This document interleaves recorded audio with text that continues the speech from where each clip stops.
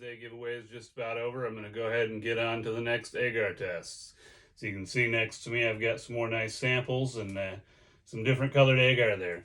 So this time we're going through some different recipes, including charcoal, using sorghum and some grain water concentrate that I made. Basically I took a bunch of grain, boiled it, took the water, I had like 2 gallons, boiled that down into a paste in a jar, and I'll throw in a picture of that. It was some pretty gross looking jello. But I think it'll work pretty good. Everything turned out pretty good, except for I would say that the some of the charcoal didn't set up so well. What was interesting is the grain water charcoal set up just fine, but once I got the sorghum going, I could see that it was a little softer. So I'm kind of wondering if maybe that changes the pH and then messes with the solidifying of our agar.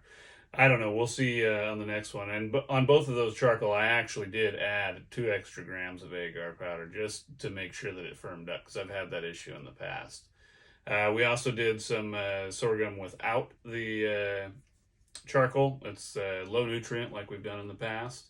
And we also tried a low nutrient in a red, because I've had bad luck with red, but I want to see if the sorghum does any different. We'll see.